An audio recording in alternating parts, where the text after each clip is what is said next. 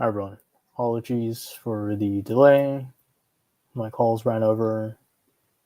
All right. So the topic is how to build a strong EB-1A profile. So I think this topic is not covered enough, or at least it's like something that people would just kind of assume always looks a certain way, and that certain way is usually wrong. And it shows up in a lot of questions that I get, like how do I get this specific membership? How do I get 10 papers published? How do I judge like 20 hackathons? It's always this assumption that for an EB-1A profile to be strong, you need to have a giant list of activities that are focused on authorship, membership, and judging. So that's not really what makes a strong profile. A strong profile is a profile that shows that you have risen to the top of your field. And if you ask top professionals in your field, they will rarely point to judging, membership, and authorship as the reason for thinking that you've risen to the top of your field. Those are usually byproducts of having risen to the top of your field. You get those memberships because you've risen to the top of your field. You get to publish these papers. You get to be judging these opportunities because you have risen to the top of your field. So how do you then present a strong claim that you've risen to the top of your field? Usually this claim is based on a strong anchor criterion. So usually it is leading or critical role or original contributions or both. Having a strong leading or critical role claim is what makes for a strong EB-1A profile. Because whereas you can't really show on the basis of judging, membership, or authorship that you've risen to the top of your field, with a strong leading or critical role, including impact evidence, you can make the claim that you've risen to the top of your field. You can make the claim that you have done the kind of work that shows that you're one of the top professionals in your field. And leading a critical role is usually not just like 1 year of work experience. It's usually a record of progression that you have slowly worked your way up in your field and have made progressively more and more impact. And it's that impact evidence and the contextual evidence you present to show how that impact can be considered significant in your field. That is what shows that you've risen to the top of your field. And it could be the same for original contributions as well. What you have done over the course of years across your entire career shows that you have done something that has gotten significant attention. You have made original contributions that have gotten significant attention and or commercialization by top US companies, for example. And that work done over years is what shows that you've risen to the top of your field. The strong profile is built on, and this is another term that's thrown around, sustain a claim. Is built on evidence that shows that you have risen to the top of your field and that a top professional in your field would point to as evidence that that particular person has risen to the top of their field. That is what a strong profile is built on. It is not built on a laundry list of activities. It is not built on lots of judging, lots of authorship, because you can have lots of judging, you can have lots of authorship, you can have lots of memberships, but still not be able to show that you've risen to the top of your field, whereas you can't just replicate that evidence that you are, say, a top CEO or have created hundreds of millions in revenue for your company. You can't just replicate that overnight. It's not something as attainable as saying, doing, comparatively speaking, judging some hackathons, peer reviewing some papers. That's something that pretty much any sort of like top 20, 30% professional could potentially get involved with. But to be able to create hundreds of millions for a top US company in your field, that's not something that is easily replicable. Ren asks, would senior IEEE membership along with fellow status in IAT and BCS be considered eligible to meet the membership criteria for data science business intelligence professionals? I just say like generally IAT and BCS could be strong evidence for membership. They are based on what I've seen for software engineering, some of the stronger fellowships you can mention. IEEE senior membership is not that strong for membership, but regardless of what you do, you can still get questioned if you decide to claim the membership criterion. And the reason for that is because the standard of outstanding achievements is not clear. Like, if you look at the policy manual, see that outstanding achievements as a requirement is what is mentioned for a strong strong membership claim. What that actually means is not specified. So one officer might think outstanding achievements is, I don't know, like all members must have 20 years of experience in the field. Another officer could think something else. So that's why membership could just get questioned anyways, even if you have all of the above. Would judging 7 to 9 top university hackathons combined with peer review experience be sufficient to meet the judging criteria? If not, what additional qualifications could strengthen this criteria? Yeah, 7 to 9 is plenty for peer review and university hackathons. It's also going to depend on the strength of your anchor criterion. He says, Jason, thank you for your support towards international students. Yeah, you're welcome, EB-1A.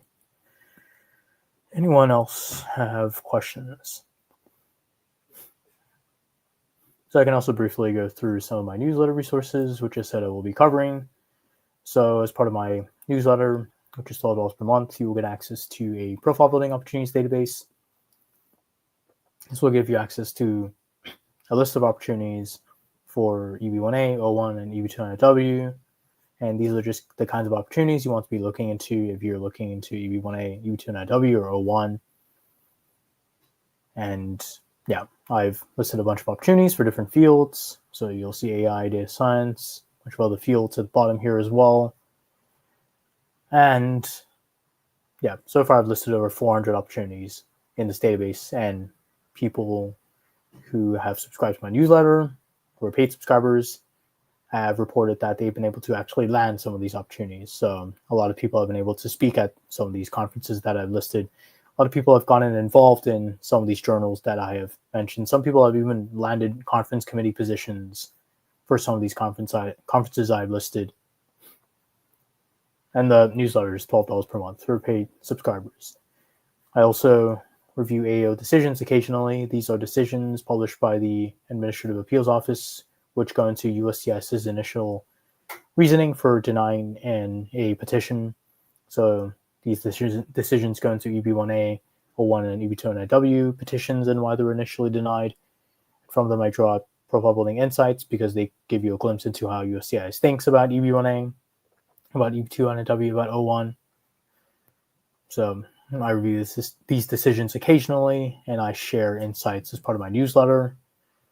And I've also started putting together some video resources. These are recorded conversations with EB-1A recipients that go into questions that a lot of you have been asking me about, such as how do I present a strong critical role? How do I present a strong original contributions claim? So these are just some of the video resources I share as part of my newsletter.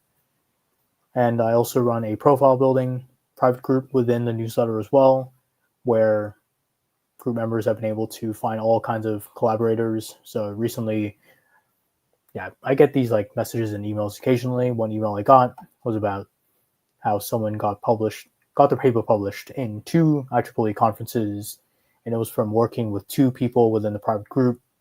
There are all kinds of people within that group, so you can always collaborate with them, and that is something I encourage people to do all the time.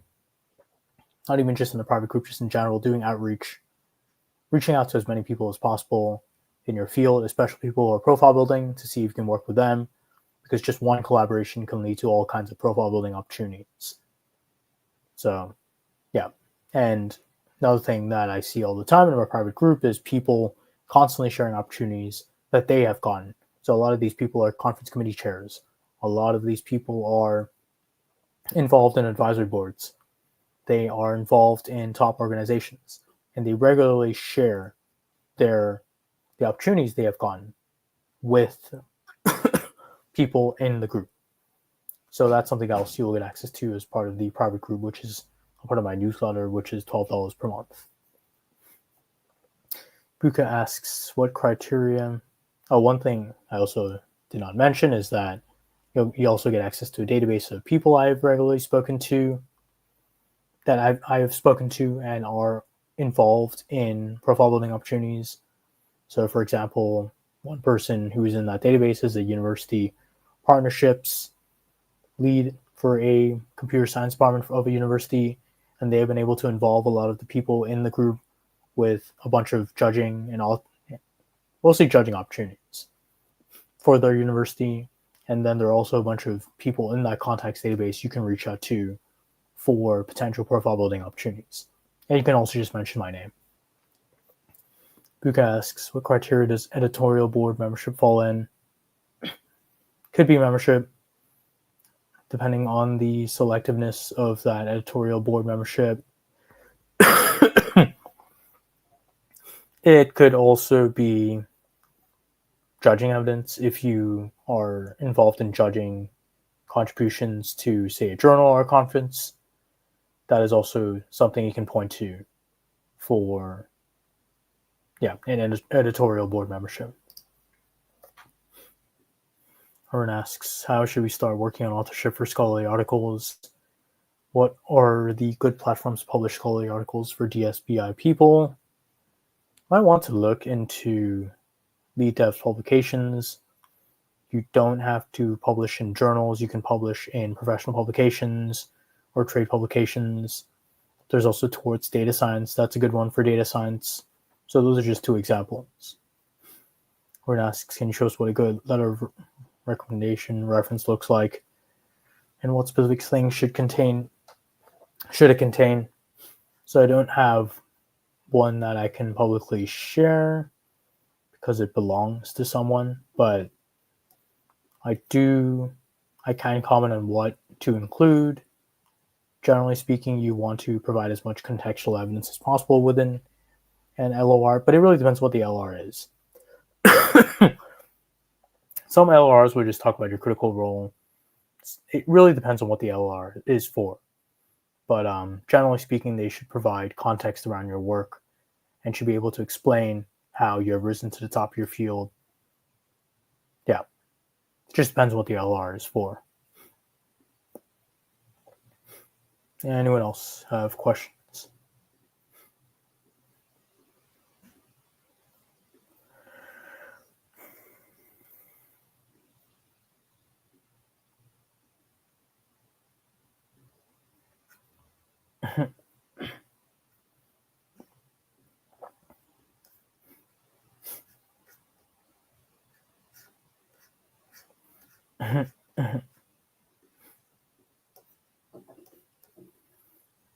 Any other questions?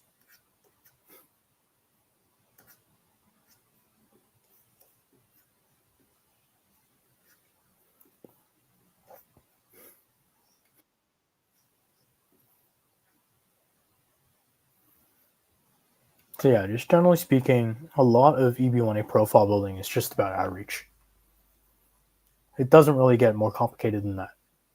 It's outreach, it's applications, and it is showing how your expertise can help with a conference, with a journal, with a membership organization. Showing how you can help will help you land far more opportunities than you can imagine. It is just the process of doing a lot of outreach that is difficult. And not knowing how much is needed, that is also difficult. So that is something you want to just keep in mind for EB-1A. Luke asks, is 60 citations enough for EB-1? Difficult to say without any additional context. It depends on your field. For some fields, 60 citations is a lot. Are you also a researcher, or are you more of an industry professional? For industry professionals, citations do not really matter. For researchers, citations do matter, but again, it's really hard to say if that is a high number or not for your field.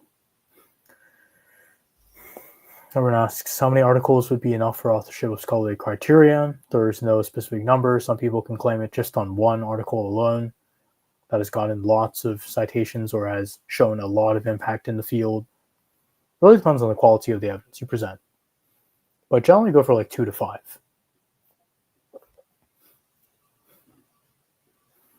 Anyone else have questions?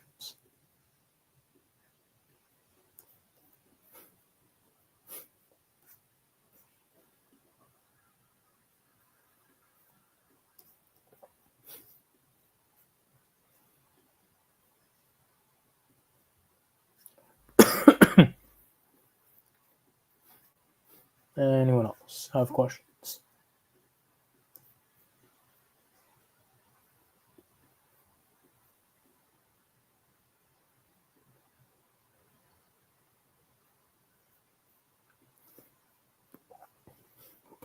So, business researcher, probably. I don't know enough about that field. So, you would have to answer that question for yourself. You might want to ask other researchers in your field about what they would consider a high citation count. It's probably something you want to think about.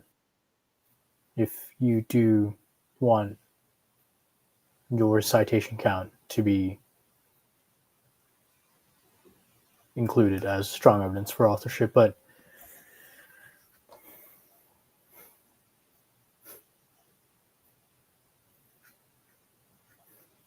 yeah, it really depends on which direction you go in. If you want to argue that you're an industry professional, then citations probably won't really matter. But if you are arguing that you are a top industry professional, if you're arguing that you're a top researcher and original contributions is core to your profile, then citations would matter, because citations could be used as evidence that you have gotten a lot of attention for your original contributions, that you're publishing papers about your original contributions. So it really depends on what kind of case, what kind of profile you present. Anyone have questions?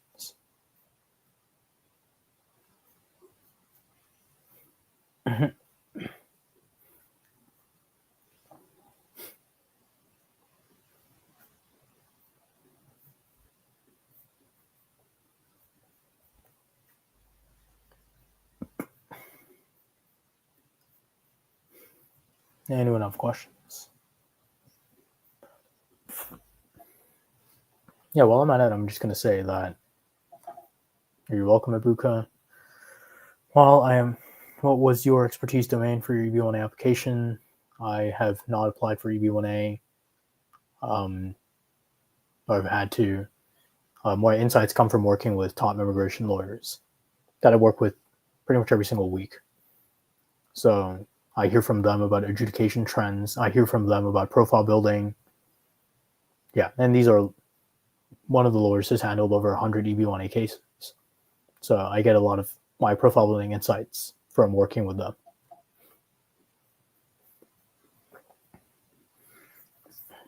Anyone else have questions?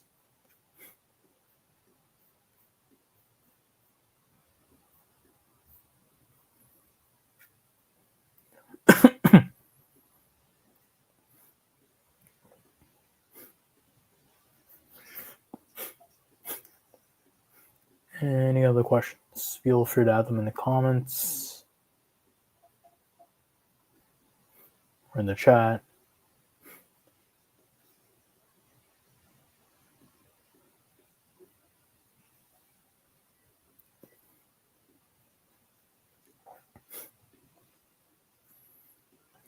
Isan asks, at what point should we consider working with an immigration lawyer? I think there are multiple answers to this question.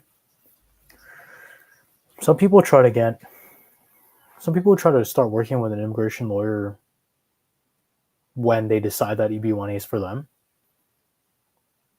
That is valid.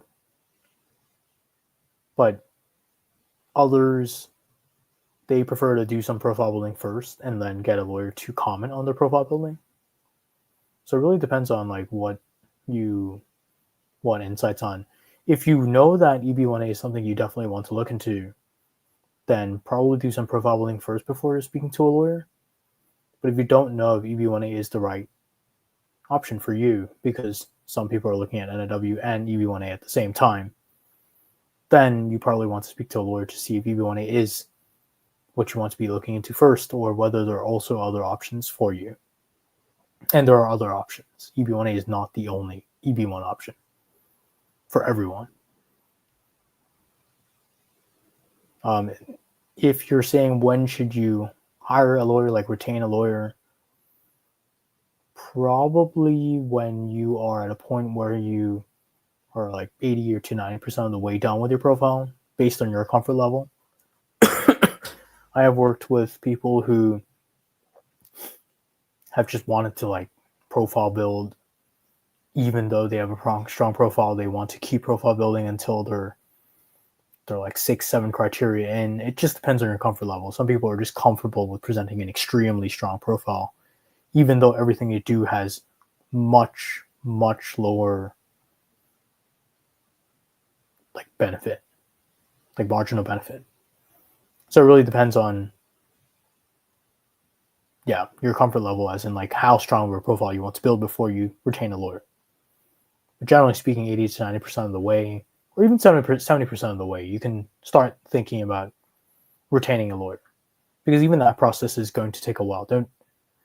I personally would suggest you talk to more than one lawyer, because different lawyers have different takes and perspectives on EB-1A. Some lawyers may only like to take certain cases. Some lawyers may think you don't have a strong case, but because they don't have particular expertise with your field. So yeah, even that process is going to take a couple of months.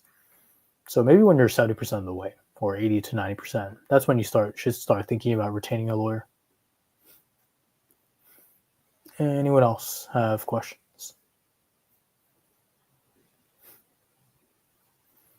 Probably going to do a couple more questions, or just wrap things up if there are no other questions.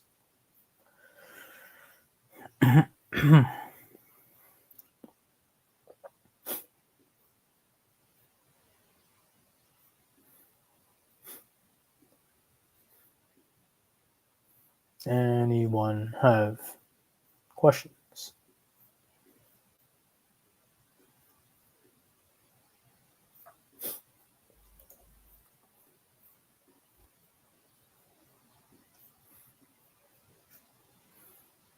All right, if there are no other questions, thanks again for joining. Thank you for joining the live stream.